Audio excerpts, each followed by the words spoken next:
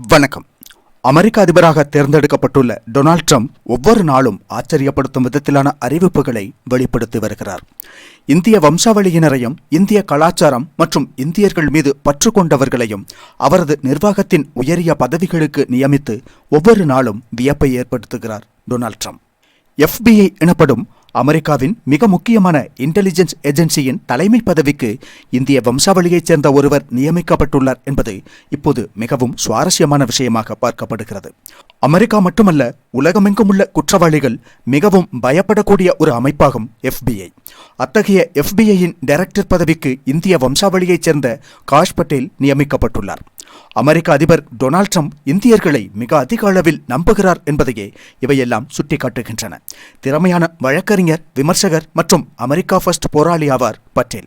ஊழல்களை வெளிப்படுத்துவதற்காகவும் நீதிக்காகவும் பாதுகாப்பை உறுதிப்படுத்தவும் அமெரிக்க மக்களை பாதுகாக்கவுமாக பாடுபட்டுள்ள தொழில் சார்ந்த வாழ்க்கையை கொண்டுள்ளார் காஷ் பட்டேல் என்று தமது சமூக ஊடக பக்கமான ட்ரூத்தில் குறிப்பிட்டுள்ளார் ட்ரம்ப். இங்கு டீப் ஸ்டேட்டை அழிக்க வேண்டும் என்ற ஒரு இலக்கையும் கொண்டுள்ளார் ட்ரம்ப் என்று கருதலாம். அதனால் முழுமையான அமெரிக்கர்களாக உள்ளவர்களை முக்கியமான பதவிகளில் நியமித்தால் டீப் ஸ்டேட்டை அழிக்க முடியாது என்று ட்ரம்ப் கருதியிருக்கலாம். காரணம், டொனால்ட் ட்ரம்ப் இம்முறை தமது நிர்வாகத்திற்கு தேர்வு செய்துள்ள அனைவருமே இந்திய வம்சாவளியினரோ இந்தியர்களை, இந்தியாவை நேசிக்கக்கூடியவர்களோதான். அதோடு அவர்களெல்லாம் இந்தியாவுடனான அமெரிக்காவின் உறவு மேம்பட வேண்டும் என்று விரும்பக்கூடியவர்களாக உள்ளார்கள். சீனாவை எதிர்க்கக்கூடியவர்களாக இருக்கிறார்கள். தமது நிர்வாகத்தின் கீழ் ஒவ்வொரு துறைக்கான நபர்களையும் அதன் அடிப்படையிலேயே நியமித்து வருகிறார் ட்ரம்ப். விவேக் ராமசாமி முதல் இப்போது பட்டேல் வரை பலரை அவ்வாறு நியமித்துள்ளார் ட்ரம்ப். பட்டேல் FBIயின் டைரக்டர் ஆவதோடு அமெரிக்காவில் குற்ற செயல்களின் பெருந்தொற்றை FBIயால் இல்லாமல் செய்ய முடியும், குடியேற்ற குற்ற செயலில் ஈடுபடும் சங்கங்களை அழித்துவிடும் என்றும் எல்லை தாண்டிய மயக்க மருந்து கடத்தலை முடிவுக்கு கொண்டு வரும் என்றும் குறிப்பிட்டுள்ளார் டொனால்ட் ட்ரம்ப். 2017 டொனால்ட் ட்ரம்ப் நியமித்த கிறிஸ்டபர் பிரேயரை தொடர்ந்து இப்போது பட்டேல் நியமிக்கப்பட்டுள்ளார். பிரேயரை ட்ரம்ப் தான் நியமித்தார் என்றாலும் பின்னர் இருவருக்கும் இடையே பல பிரச்சனைகள் நிலவியதை காண முடியும். முழுமையான அமெரிக்கர்களாக உள்ள யாரை எந்த பதவிக்கு நியமித்தாலும் அவர்கள் பின்னர் டீப் ஸ்டேட் ஆதரவாளர்களாக மாறிவிடுவார்கள் என்று புரிந்து கொண்டுள்ளார் ட்ரம்ப் என்று நாம் புரிந்து கொள்ளலாம். காரணம், டீப் ஸ்டேட்டை பற்றி மிக வெளிப்படையாக மிக அதிகமாக பேசியுள்ள ஒருவர் ட்ரம்ப் மட்டும்தான். அவரது முந்தைய ஆட்சி காலத்தில் டீப் ஸ்டேட் தம்மை சரியாக ஆட்சி நடத்த விடவில்லை என்று வெளிப்படையாகவே கூறியிருந்தார். அதனால் அவரே நியமித்த கிறிஸ்டபர் பிரே கூட அந்த டீப் ஸ்டேட்டின் பாகமாக இருந்திருக்கலாம்.